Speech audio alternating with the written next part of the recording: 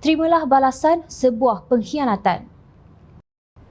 Perikatan Nasional dilaporkan mungkin menarik diri daripada kerajaan sebagai protes terhadap keengganan Perdana Menteri Datuk Seri Ismail Sabri Yaakob untuk memenuhi perjanjian melantik Timbalan Perdana Menteri TPM daripada Parti Pribumi Bersatu Malaysia Bersatu.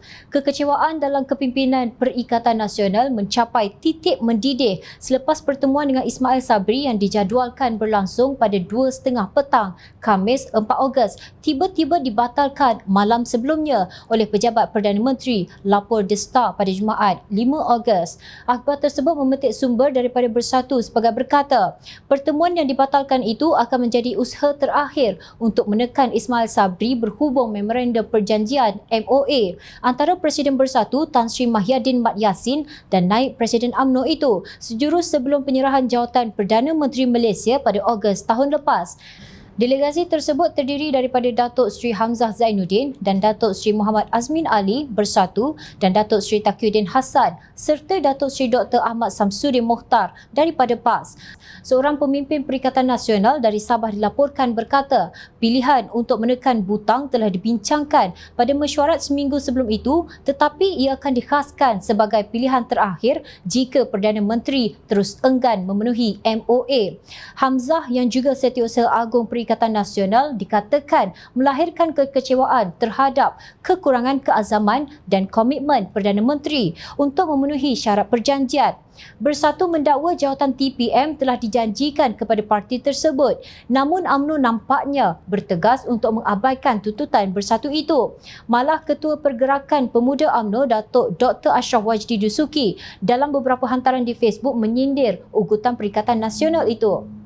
PN mahu tekan button sebab desakan untuk jawatan TPM dan menteri lain tak diendahkan. Bila lagi? Jangan tunggu lama-lama, katanya pada 5 Ogos. Pada 6 Ogos pula beliau mengejek.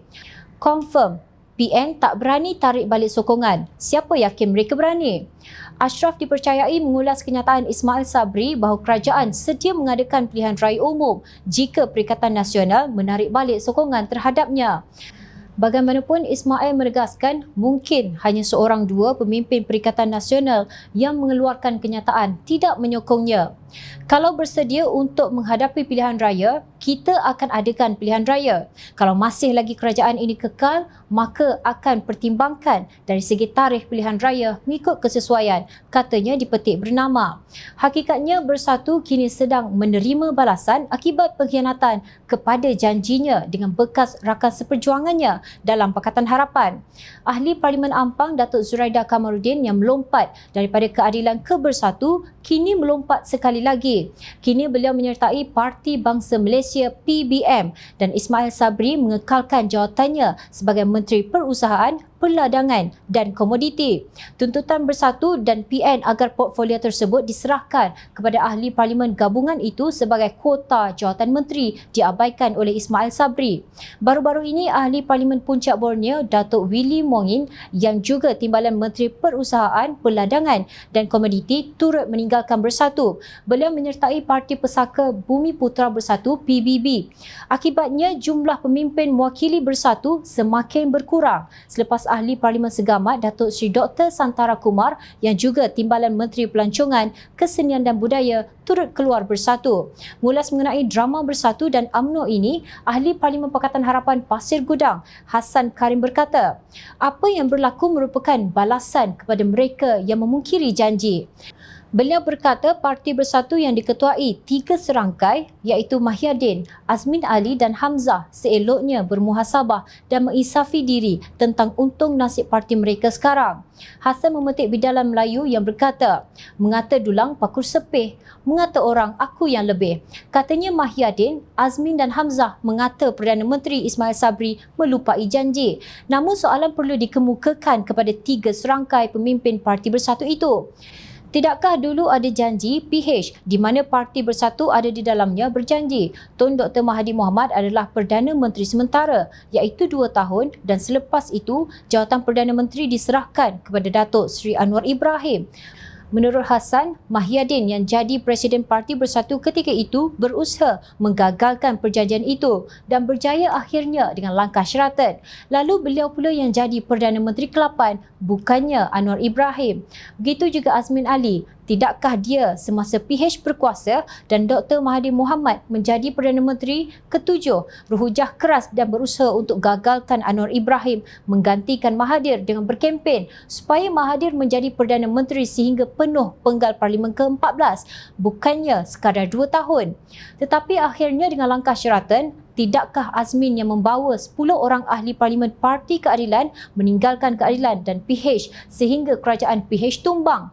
Tidakkah janji kepada Anwar Ibrahim dikhianati? Soalnya, Hassan juga mendakwa Hamzah bersekongkol dengan Tun Dr. Mahathir mengadakan Perhimpunan Melayu pada tahun 2019 sebagai satu usaha menggagalkan peralihan kuasa Perdana Menteri daripada Pengerusi Bersatu itu kepada Anwar Ibrahim.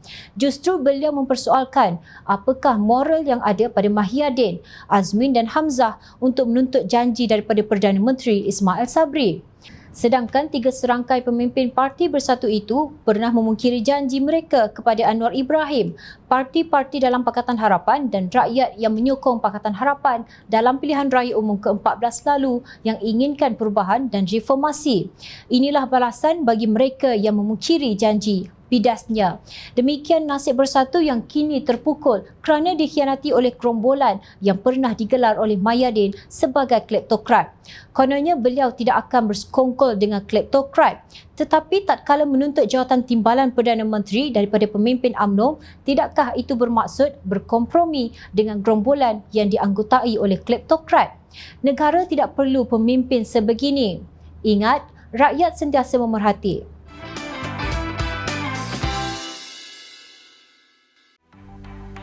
Mencari maklumat dan berita politik yang bebas, kupasan yang tepat, panas. Dapatkannya secara eksklusif hanya di Jom Channel.